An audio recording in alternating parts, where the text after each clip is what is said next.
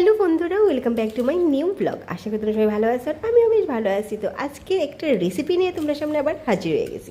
সকাল সকাল বরেরে বাজারে পাঠাইছি যে ইচা মাছ আনতো, মানে একটু বড় সাইজের আনতো। তাই নাকি কী করছে দেখো, কত ছোট ছোট নিয়ে আসছে। মানে ইচা মাছ বাচ্চা ছেলে যেতটুকু হয়েছে এর চেয়ে বেশি হয়ে গেছে খোসা। তো যাই হোক, ইচা মাছ দিয়ে এসে আমি কী করবো, এটাই আমার আজকের একটা ব্লগ, ছোট ব্লগ। তো কয়েকদিন আগে ছড়া আনছিল, মানে এই সাইডে তো ছড়া কয়, কিন্তু আমরার আঞ্চলিক ভাষায় কয়, মানে আমরা বাবার বাড়ির দিকে আঞ্চলিক ভাষায় এটাকে মুখি কয়।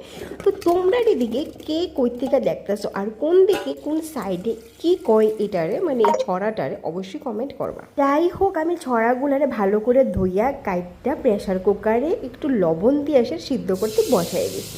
তো 2টা সিটি দিয়ে এসে আমি নামাই নিয়েছি। এইদিকে কড়াই বসাইছি, কড়াইয়ের গরম হওয়ার পরে আমি তেল দিয়ে দিয়েছি আর সঙ্গে দিয়ে দিয়েছি একটু লবণ আর একটু হলুদের গুঁড়া। তারপর দিয়া দিব ইচা মাছগুলা, যেটি ভাইচা আমি ভালো করে সেটা ধুইয়া রাখা দিছিলাম। তো এটি ভালো করে সেটা এবার ভাজবো, ভাইজা সেটা আমি লামায় রেখা দেবো। তো ছড়া দিয়ে সেটা তোমরা কী তরকারি খাইতে পছন্দ করো এবং ইচা মাছ দিয়ে সেটা খাইছো কি না অবশ্যই কিন্তু কমেন্ট করতে ভুলবে না। তো ওইদিকে ভাজতে বসায় দিয়া আমি সিদ্ধ করা মুখি মানে ছড়াটিরে একটু সেটা ছাড়াই দেবো। আর গিয়া সেটা দেখি এতটা গরম, তো গরম জলটা প্রথমে ফালে সেটা আবার ঠান্ডা জল দিয়ে সেটা ধুয়ে সেটা আবার ঠান্ডা জল দিয়ে তারপর খোসাটা আমি ছাড়াইতেছি।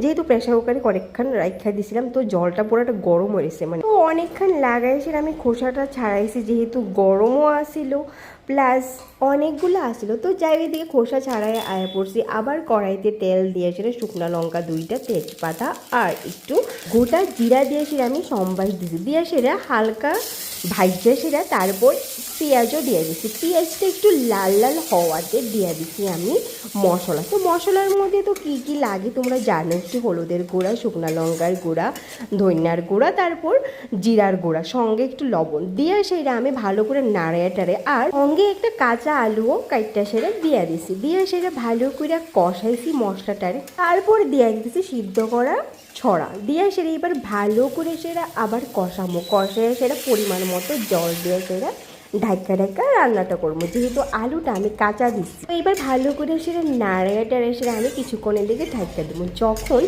জলটা ফুটতে আইব তখন আমি দিয়ে দেবো ওই ভাজা ইচা মাছটা, দিয়ে সেটা এবার আবার ভালো করে সে নাড়ায় টাড়ায় কিছুক্ষণের লিগা সেটা আমি না ঢাকা সেটা এটারে রান্না করবো। তো অলমোস্ট আমার রান্না কমপ্লিট, এবার আমি নামাই লাইছি। তো দেখো এটার ফাইনাল লুকসটা কেমন লাগছে।